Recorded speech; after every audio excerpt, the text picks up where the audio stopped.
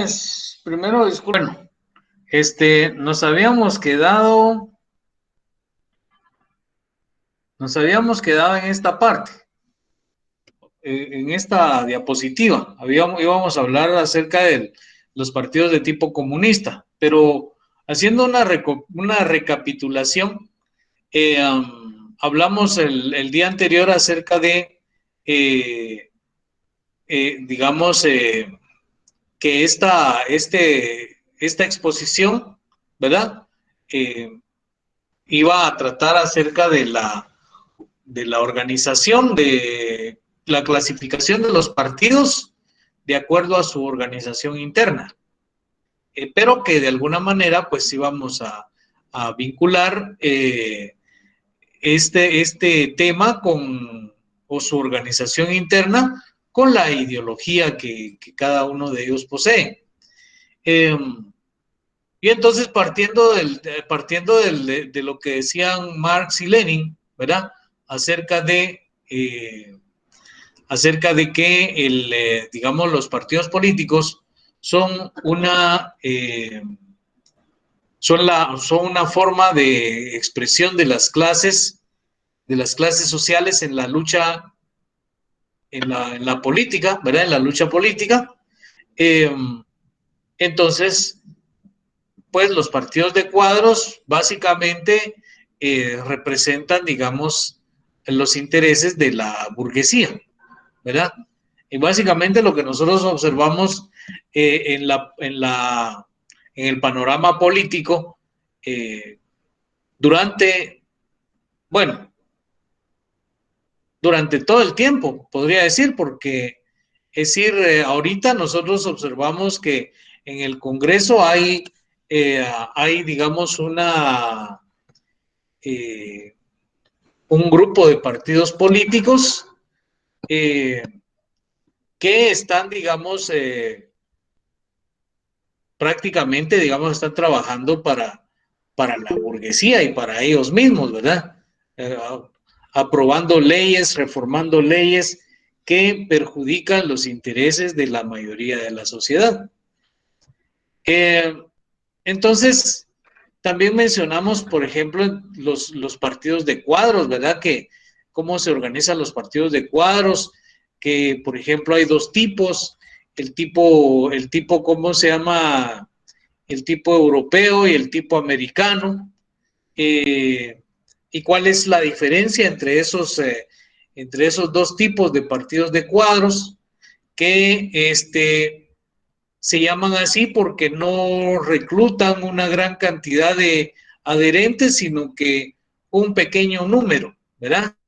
Que se caracterizan por ser notables, por su prestigio, ¿verdad? Por su reconocimiento en la sociedad o por su poder económico para financiar las campañas electorales. Y luego aparecieron, digamos, los partidos, luego hablamos, mejor dicho, de los partidos de masas. Entre ellos mencionamos al Partido Socialista. Y pues ahora pues nos toca el Partido Comunista, ¿verdad?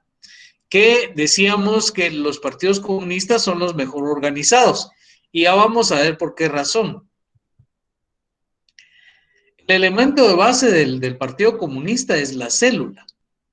Entonces, al igual que los partidos socialistas y a diferencia de los partidos de cuadros, los partidos comunistas tratan de atraer a un gran número de adherentes, pero no los distribuye de la misma manera sobre el plano local, o sea, no los organiza de la misma manera que lo hace el Partido Socialista, ¿verdad? En lugar de agruparlos según su domicilio, lo hacen según su lugar de trabajo. Entonces, por ejemplo, ¿cómo se llaman? Los partidos socialistas organizan a la gente, digamos, por cuadra, pues, ¿verdad? O por barrio. Mientras que el Partido Comunista organiza a los ciudadanos por lugar de trabajo. Entonces, se forman células en las empresas, células en la fábrica, células en el taller, en el almacén o en las escuelas. La ventaja del sistema es es doble. En primer lugar, el contacto entre los miembros de esta comunidad de base es más constante y estrecho. O sea, digamos, en la célula, ¿verdad? La organización en células permite que los miembros, digamos, tengan una mayor relación, ¿verdad? ¿Por qué razón? Bueno, porque en el trabajo todos se relacionan, pues uno se relaciona con los demás y hace amistades, ¿verdad? Entonces, las amistades permiten que haya más armonía, más solidaridad. Se ven a diario a la entrada y a la salida del trabajo. Y la otra ventaja es que los problemas de la empresa y del trabajo suministran temas a las discusiones de las células, ¿verdad? O sea, digamos, tanto a la entrada como a la salida del trabajo, los trabajadores pueden, digamos, discutir problemas de la fábrica, problemas de la empresa o problemas de carácter nacional, ya sea políticos o económicos. En cambio digamos, en una organización, digamos, del Partido Socialista, en un comité local, no se da esa misma digamos, armonía que en las células. Porque, digamos, en las colonias, ¿verdad? O en los barrios la gente no se conoce, ¿verdad? Entonces no hay mucha solidaridad. Entonces, las solidaridades del trabajo son más estrechas que las del barrio o la ciudad. Es decir, que se vinculan más fuertemente a los miembros de un grupo basado en ellas. Lo que les mencionaba, ¿verdad? Que en las colonias, por ejemplo, imagínense ustedes que hacen un comité del barrio, ¿qué les digo? Del barrio de la zona 1, digamos, ¿verdad? Entonces, ahí toda la gente que vive en esa zona no se conoce. Entonces, la solidaridad no es mucha, ¿verdad? Eh, entonces, junto a las células de la empresa se encuentran en los partidos comunistas las células locales. O sea, decíamos que básicamente las células que organizan los partidos comunistas aparecen, ¿verdad? En las empresas, en las fábricas, en los talleres y en las escuelas. Pero no solamente ahí, porque los países tienen área rural, ¿verdad? Entonces, también se organizan células en el área rural. Y ahí, digamos, aglutina a trabajadores del área rural, campesinos, indígenas, ¿verdad? Que están aislados. Otro rasgo que diferencia la célula comunista de la célula socialista consiste en que por lo general se trata de una comunidad más pequeña. Por ejemplo, la sección, digamos, socialista puede agrupar varias centenas, digamos unos 200 o 300. Por ejemplo, les decía, digamos, la célula de la zona 1. ¿Y cuánta gente hay en la zona 1? Bueno, hay, digamos, 5,000. Entonces resulta de que toda esa gente está aglutinada en una misma sección, ¿verdad?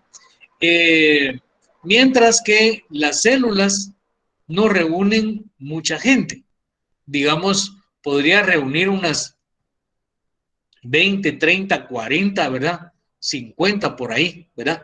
Y cuando la célula es demasiado grande, se divide en dos. Eh, digamos, mientras, o sea, se divide en dos, pero se espera encontrar una persona de entre todo ese grupo, ¿verdad? Que pueda dirigir esa nueva célula. Entonces, la solidaridad es evidentemente más fuerte dentro de un pequeño grupo homogéneo que en el interior de un grupo más vasto y heterogéneo. Imagínense ustedes que, digamos, en las colonias, ¿verdad? digamos, uno vive, no conoce a toda la gente, ¿verdad? Y si las conoce, tal vez solo de vista. Entonces, no hay solidaridad, no hay armonía, ¿verdad? En cambio, en las células, digamos, que organizan los partidos comunistas, sí hay armonía porque la gente se conoce. Además, es un pequeño número. Podría ser, por ejemplo, una célula de 10 personas, ¿verdad? Que se va nutriendo cada vez más y se vuelve una célula de 20 y así, ¿verdad? A mí me parece el partido tipo fascista. Fíjense ustedes que esto es, digamos, así como que irónico, ¿verdad? Porque resulta que el partido fascista recuerdan ustedes que vimos eso cuando hablábamos de las formas de gobierno. Entonces, eh, el partido fascista, digamos, representa los intereses del sector más reaccionario de la burguesía.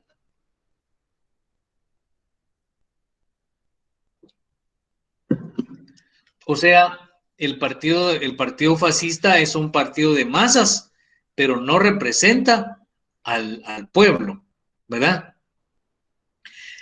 Sin embargo, digamos, el partido fascista ha imitado las técnicas comunistas, inclusive la idea de ser un partido único.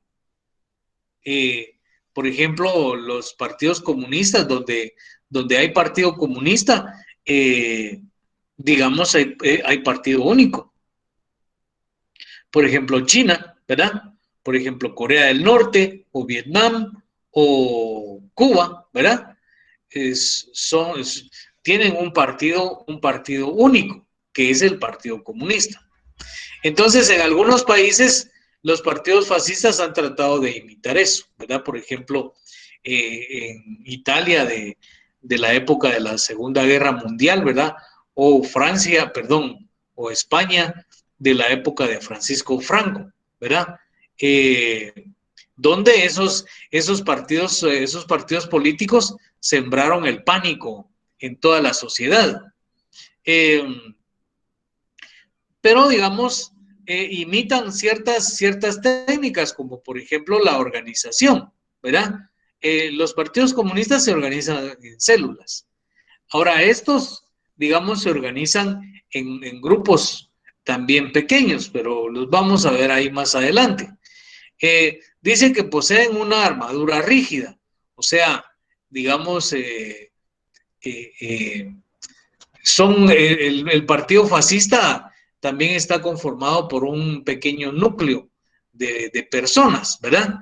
En las que está centralizada la información, en las que está centralizado la autoridad, ¿verdad? Y, ¿por qué no decirlo? El poder. Eh, entonces, esa armadura rígida consiste precisamente en que a la organización no fácilmente ingresa una persona, ¿ya? Es decir, las decisiones las toman, digamos, en sentido vertical, ¿verdad? O sea, y las aplican de arriba para abajo, ¿verdad? Entonces, eh, el partido fascista también tiene un carácter militar.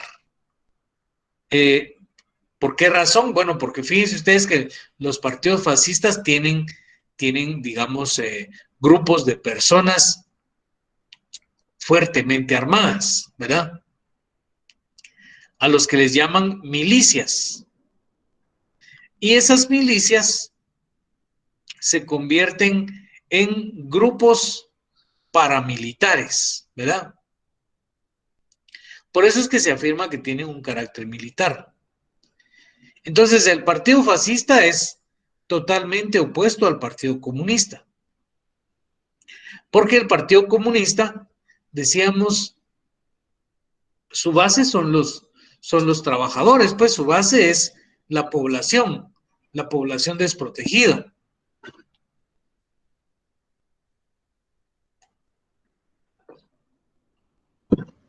Su base es la población desprotegida, o sea, los pobres, ¿verdad? Mientras que el partido fascista no. El partido fascista, digamos, su base es la burguesía, ¿verdad? Pero el sector más reaccionario de la burguesía. Entonces, por eso es totalmente opuesto al Partido Comunista. Entonces, el Partido Comunista tiene un carácter militar. Su originalidad consiste en aplicar técnicas militares en el encuadramiento político de las masas, ¿verdad? O sea, digamos que los militares, digamos, en la Constitución política de la República, dice que el ejército es obediente, no deliberante. Y entonces, solo disculpen un segundo.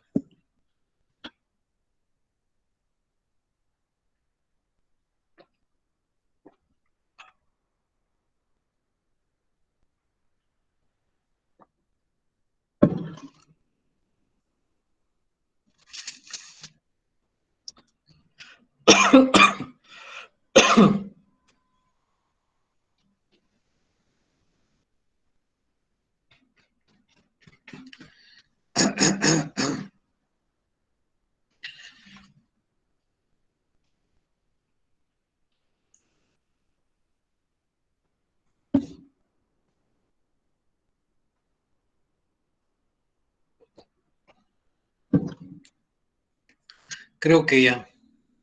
Disculpen ustedes, pero últimamente he tenido problemas de la garganta. Entonces tendré que ir al médico para que me diga qué tengo. Entonces, les decía que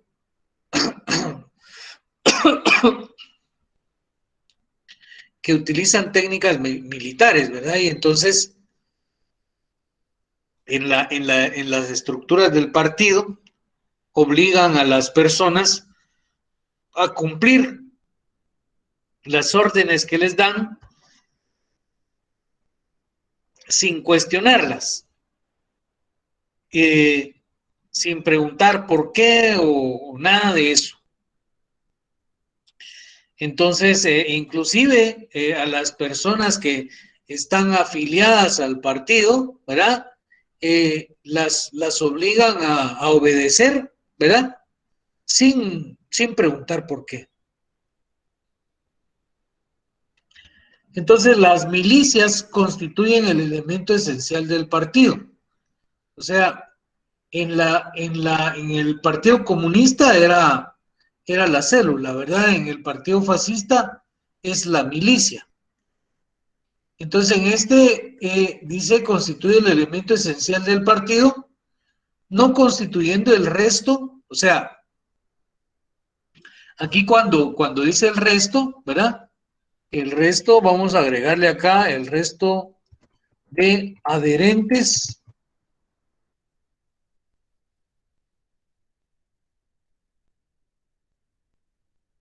más que una especie de reserva con respecto al partido. Entonces ellos digamos, que seleccionan a la gente, ¿verdad? Que tiene más ¿cómo se llama? Que tiene un perfil más idóneo, por decirlo de alguna manera, ¿verdad? Para formar parte de esas milicias. Y son personas que les guste tener armas, ¿verdad? Y por supuesto que no tengan, que sean despiadados, ¿verdad? Que, que tengan, digamos, características personales que, que no vean, digamos, problema en utilizar armas y matar gente, ¿verdad? Básicamente porque las milicias son ejércitos irregulares. Y cuando un partido político tiene, digamos, una milicia, entonces lo que tiene es un órgano paramilitar. Podríamos decir que son así como, bueno, un ejemplo Podría decirse, digamos, los mismos militares que han estado desde Ubico hasta la fecha, podría decirse que ha sido una milicia, porque siempre han estado al favor de los No, integrantes. no, fíjate vos que digamos, eh, digamos, un partido fascista que hubo acá en Guatemala, ese fue el Partido Movimiento de Liberación Nacional. Ese partido, digamos, tenía un dirigente que afortunadamente ya no existe y que le hizo mucho daño a Guatemala y al pueblo directamente, ¿verdad? Eh, torturó personas, torturó personas.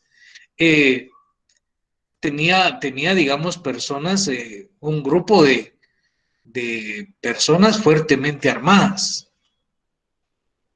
Entonces ellos actuaban en la época de la guerra interna, ellos actuaban a la par de la policía judicial que existía en ese entonces. Entonces se confundían porque uno no sabía si eran de la judicial o eran del partido MLN, ¿verdad? Los Entonces, escuadrones de la muerte. ¿qué manda? Los Ah, escuadrones bueno, de la muerte. exacto, sí, exacto. Lo que sucedió ahí es que esos personajes, ¿verdad? Se convertían en esos escuadrones de la muerte, ¿verdad? Muchos de ellos seguramente participaron en esos escuadrones de la muerte, ¿verdad? Y obviamente, digamos, en la época de Jorge Ubico, cómo llegó al poder Jorge Ubico, pues digamos, y permanecer ahí durante 14 años, eh, digamos, ahí sí que sojuzgando a la población, ¿verdad vos? La diferencia es que en esa época, digamos, el partido político de este Ubico no era un partido que tuviera, digamos, personas fuertemente armadas, ¿verdad? Como sucedió en el caso que les cuento de Movimiento de Liberación Nacional. Había otros partidos, como por ejemplo el PID, Partido Institucional Democrático, y el PR, Partido Revolucionario, que ellos hacían, para las elecciones, ellos hacían alianzas. Ya se sabía que iban dos o iban los tres juntos, pero los otros dos, el PID, su base era el ejército, ¿verdad? Su base era el ejército. Y el PR, pues era similar al MLN, solo que, digamos, el que tenía el, el, el, el digamos,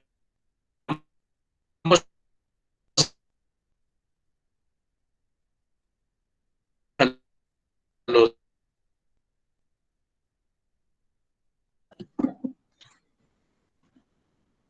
se fue la conexión por un momento, ¿verdad? Sí, se fue un momento. Sí, Bueno, entonces,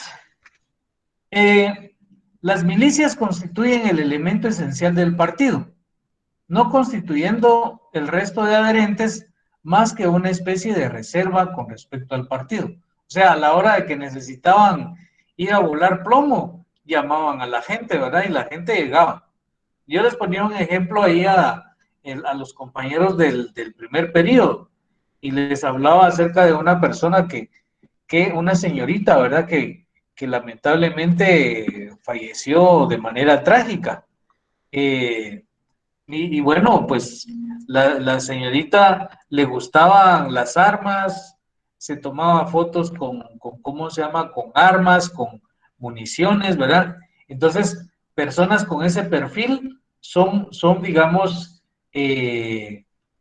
idóneas para organizaciones de esa naturaleza, ¿verdad?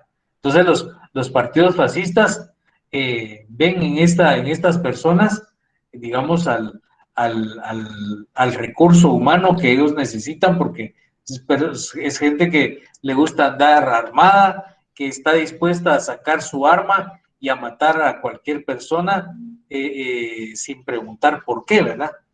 Entonces, en eso consiste el carácter militar de la organización o de los partidos fascistas. El elemento de base es cualquier grupo reducido, una decena de hombres. Imagínense que ahí, vos ya tenés a la gente, sí, ¿cuántos? Tengo 15. Bueno, dales armas y municiones, ¿verdad? Entonces, esa era su base, cualquier grupo reducido. No digamos, células como en el caso de ¿cómo se llama? El Partido Comunista, ¿verdad? El parecido entre estos grupos es que eran reducidos, ¿verdad? Eran 10 personas o 15 personas, ¿verdad? Con la célula comunista, ¿verdad? Es que la célula comunista también era una pequeña organización, o sea, un pequeño grupo de personas, ¿verdad? Entonces, un pequeño grupo de personas fácil de reunir en cualquier momento a causa de su proximidad. O sea, que la gente que vivía en la misma cuadra, ¿verdad?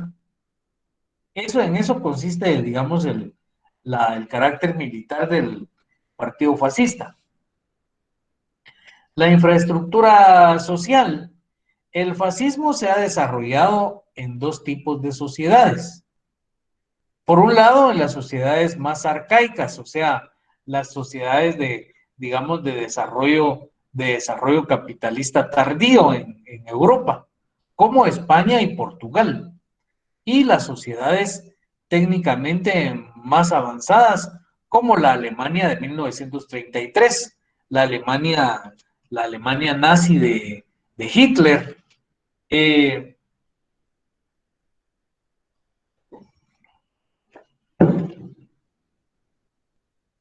Entonces, fíjense ustedes que respecto a eso de la Alemania nazi, pues, ¿cómo es que se fortaleció ese partido político? Bueno, pues Alemania en esa época se encontraba en una crisis económica bastante fuerte y los alemanes pasaban penas, ¿verdad? No tenían vivienda, no tenían comida, no tenían salud, estaban enfermos, ¿verdad? No tenían nada. Y llega Adolfo Hitler y les ofrece trabajo, les ofrece buenos salarios. Imagínense ustedes que hasta un carro, digamos, eh, fabricado, destinado a la población alemana, ¿va? Que es el escarabajo. ¿Cómo se llama el escarabajo? El viejito, no el nuevo, no. El viejito, fue un carro fabricado pensando en la población alemana, ¿verdad? Un carro, digamos, económico. Entonces Hitler les dio trabajo en las fábricas, crearon fábricas para producir, digamos, armamento, para producir tanques, aviones, armas y todo eso, pues todo lo que Alemania usó posteriormente en la Segunda Guerra Mundial, ¿verdad? Entonces, el Partido Nacional Socialista de Hitler era un partido nazi, era un partido fascista. Entonces, entre los partidos de cuadros y los partidos de masas existen algunos partidos intermedios, como por ejemplo los partidos indirectos y los partidos de los países subdesarrollados.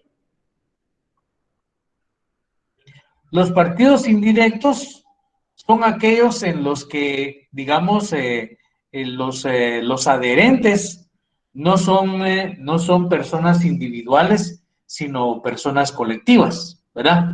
Como sindicatos, como cooperativas o como asociaciones de intelectuales que designaban a sus candidatos para las elecciones. O sea, digamos, las personas querían ser parte de un partido político indirecto, podía hacerlo, pero para ese efecto tenían que, digamos, afiliarse, ya sea al sindicato o a la cooperativa o a la asociación de intelectuales, ¿verdad? O sea, que esos partidos no aceptaban, digamos, afiliados individuales, personas, sino que instituciones, organizaciones.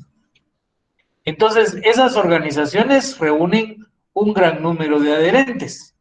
De esa manera, las masas populares están incluidas en el sistema, pero de manera indirecta.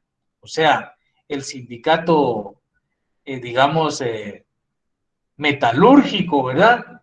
Se afiliaba al partido, entonces todos los asociados eran miembros del partido, ¿verdad? Entonces, como dice ahí abajo, la persona no se adhiere al propio partido, sino a una organización. Los partidos de los países subdesarrollados no presentan diferencias fundamentales con respecto a los partidos de Europa, de la URSS o de América del Norte. Y ahí incluyo la URSS porque resulta de que la Unión Soviética tenía un partido comunista y en la Unión Soviética existía un sistema de partido único.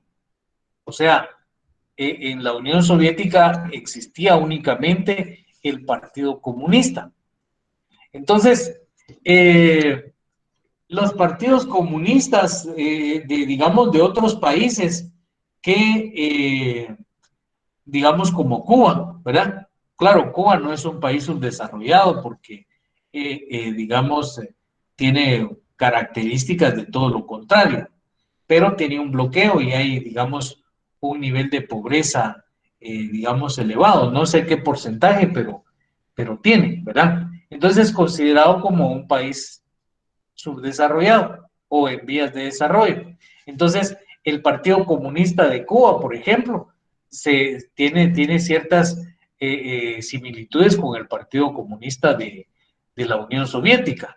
El Partido Comunista de China también con el Partido Comunista de la Unión Soviética.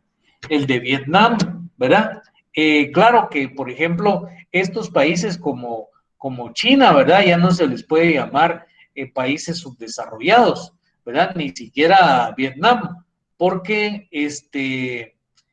ellos han alcanzado un nivel de desarrollo económico y social bastante elevado, gracias precisamente a la existencia de ese partido comunista y gracias principalmente al régimen económico en el que viven, ¿verdad? Pero digamos en América, en el continente americano, los partidos políticos tienen características similares a los partidos de América del Norte y a los partidos de Europa Occidental. Por ejemplo, fíjense que acá en Guatemala algunos partidos acostumbran a realizar elecciones primarias, ¿verdad?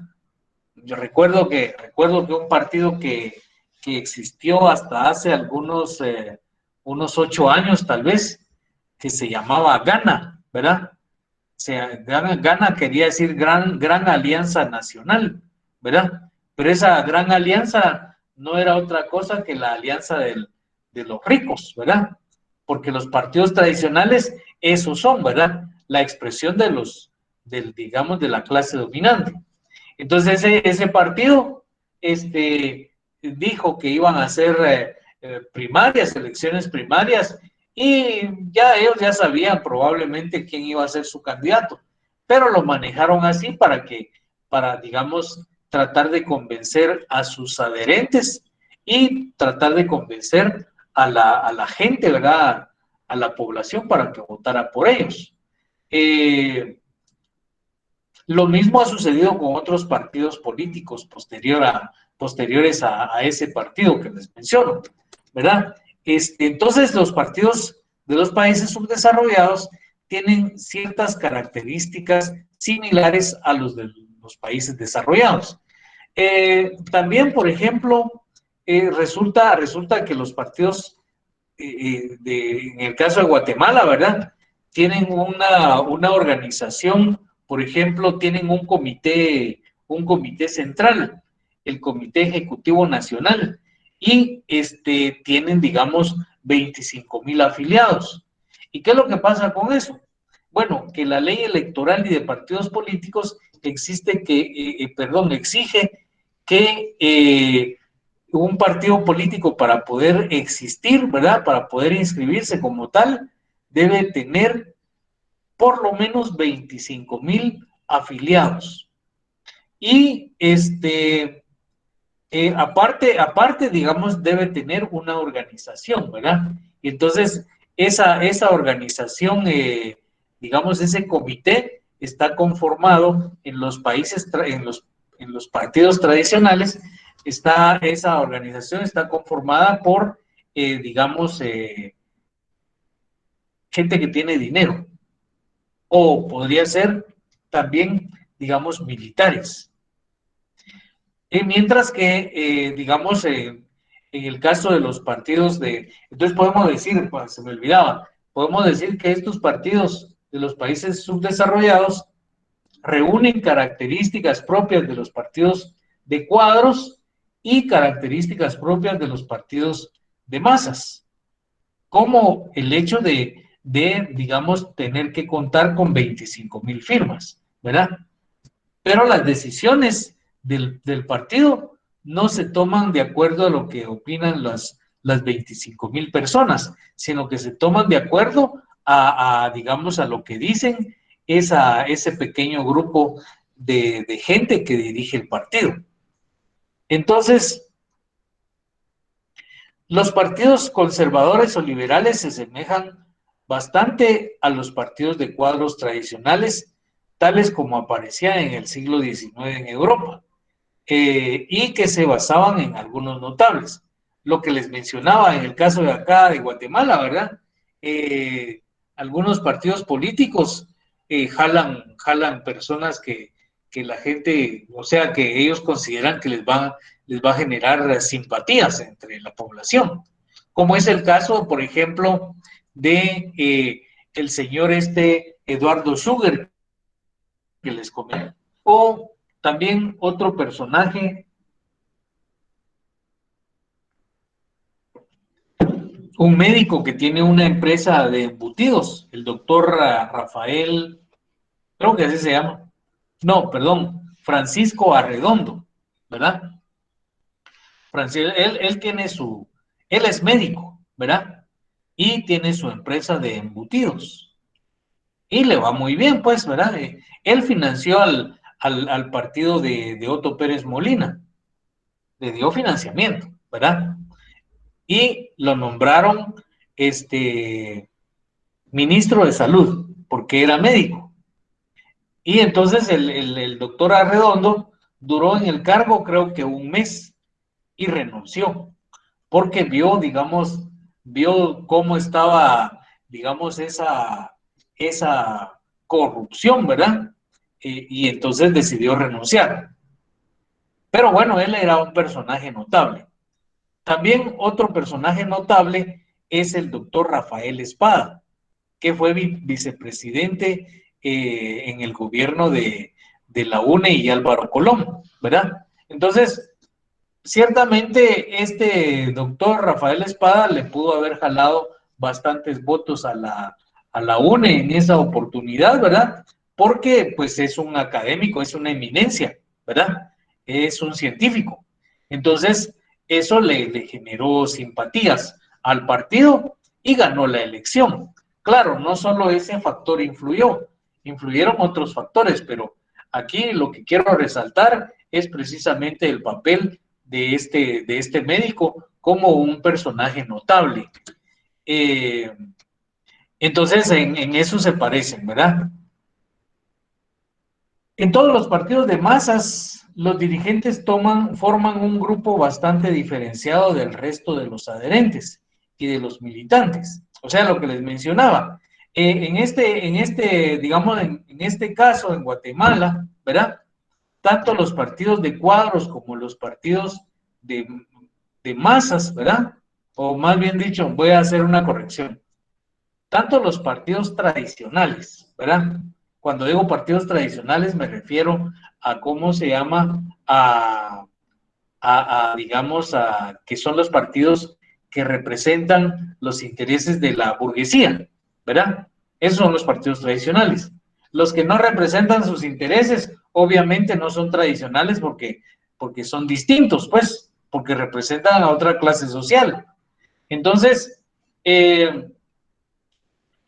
resulta que tanto los partidos tradicionales como los partidos, digamos, no tradicionales o los partidos que representan a la población tienen características similares, ¿verdad? Porque al igual que los partidos tradicionales, los partidos de masas, ¿verdad? En este caso, estamos hablando de los partidos de los países subdesarrollados y los partidos en Guatemala, ¿verdad? Tienen un pequeño comité, ¿verdad? Conformado por un número reducido de personas. Y entonces, ese pequeño comité funciona en ambos casos, tanto en los partidos tradicionales como en los partidos, digamos, de la mayoría, ¿verdad? Funcionan como partidos de cuadros inmersos en un partido de masas. Entonces, ahora la diferencia en el caso de estos partidos es que, digamos, ese círculo interno, ese comité interno, digamos, a él pueden accesar fácilmente todos los miembros de ese partido. ¿Ya? ¿Por qué razón? Bueno, porque fíjense ustedes que los partidos de masas en los países subdesarrollados, digamos, empiezan a hacer sus elecciones desde las bases, ¿verdad? Y hacen asambleas en los lugares, en las localidades, ¿verdad? En las pequeñas comunidades y sacan un representante. Y ese representante va a la instancia superior, que sería, por ejemplo, el comité, digamos, municipal. Y entonces forma parte del comité municipal y de ese comité municipal eligen a un representante que va a ser parte del comité departamental, ¿verdad? Y entonces ese comité departamental a su vez elige a un representante que va a ser parte del comité nacional, ¿verdad?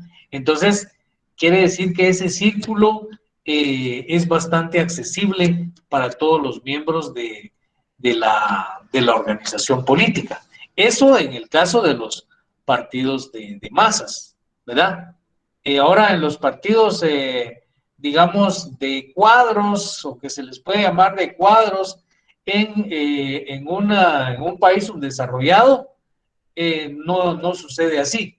El círculo es cerrado, está herméticamente cerrado porque quienes dirigen esos partidos son personas que tienen vínculos, ¿verdad? Con otras, con poder económico, o sencillamente entre ese círculo hay personas que tienen poder económico, ¿verdad? Así de sencillo. Los sistemas de partidos son la forma de organización externa. ¿Recuerdan ustedes que decíamos al principio de este tema? Bueno, vamos a exponer la clasificación de los partidos de acuerdo a su formación, a su organización interna, y también hablaremos de la organización externa, ¿verdad? O sea que los partidos políticos tienen una organización interna y una organización externa. La organización externa está determinada por las relaciones que se establecen entre los partidos, ¿verdad? O sea que un sistema de partidos, digamos, es la forma en que se relacionan los partidos políticos, ¿verdad? En el panorama, en la escena política, ¿verdad? Por supuesto que partidos políticos de un mismo país, ¿verdad? Entonces, vamos a saber que hay sistemas de partidos pluralistas.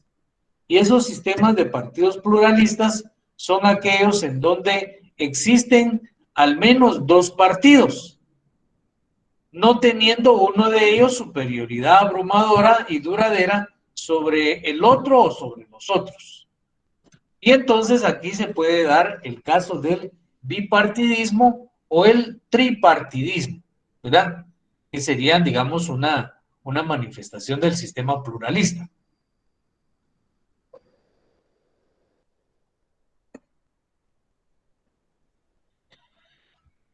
Hay algunos factores del bipartidismo y del multipartidismo. Básicamente son factores económicos sociales, ¿verdad? Que son los más importantes. ¿Por qué razón? Bueno, porque como ustedes saben, los partidos políticos representan los intereses de determinada clase social o de un grupo social, ¿sí? Por ejemplo, los digamos, los pueblos indígenas, ¿sí? Digamos, ellos tienen su partido político, ¿verdad? El Movimiento de Liberación de los Pueblos, ¿ya? Entonces ahí hay un factor económico-social porque resulta que los pueblos indígenas han, históricamente han sido marginados del desarrollo económico-social, ¿verdad? Entonces, tienen su expresión política en un instrumento que les permite participar en el proceso electoral, ¿verdad? Eh, También tienen, digamos, cierta ideología, ¿verdad? O religión.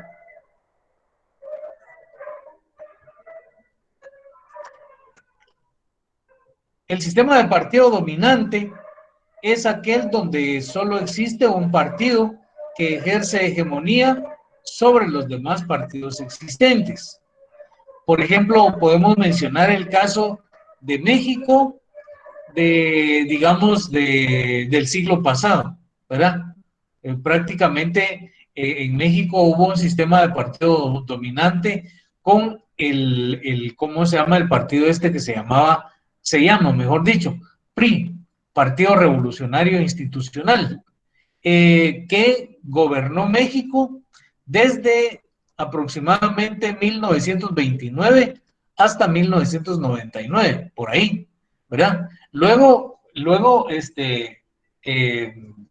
digamos, entraron otros partidos políticos, ¿verdad? Fuertes y lo desbancaron. Solamente que esos partidos políticos eran partidos tradicionales, o sea, eran partidos de la misma burguesía, ¿verdad? El problema con el PRI es que como se habían corrompido tanto el partido y sus integrantes y por lo tanto los funcionarios de gobierno, ¿verdad? Entonces los otros partidos políticos decidieron sacarlos, ¿verdad? Y la burguesía apoyó a esos partidos políticos. Entonces, entre ellos, digamos, el otro partido que se llama PAN. No sé qué quiere decir PAN, pero así se llama. Y está vigente ese partido. Y hay otros también.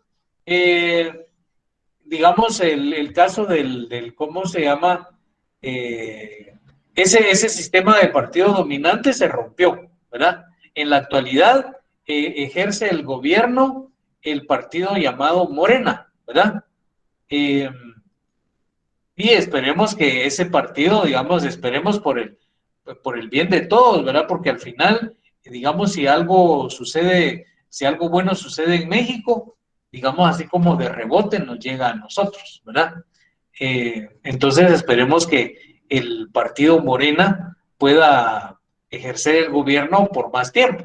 O en todo caso, un partido socialista o un partido comunista, ¿verdad? Que significaría el beneficio para toda la sociedad. Solamente que el caso de México es muy parecido al caso de Guatemala, porque México es muy conservador, ¿verdad? Y entonces, digamos, ahí creo que la burguesía mexicana lucharía con uñas y dientes, ¿verdad? Para no permitir la llegada de un partido comunista, ¿verdad? O de un partido socialista. El partido de, El partido Morena no es un partido socialista, mucho menos comunista. Eso hay que dejarlo claro, ¿verdad? Entonces el partido dominante es donde solo un partido ejerce la hegemonía sobre los demás. Y el partido único es donde existe un solo partido. Entonces acá tenemos, por ejemplo, el caso de China, de Corea del Norte, de Vietnam y de Cuba, ¿verdad? Que tienen un solo partido.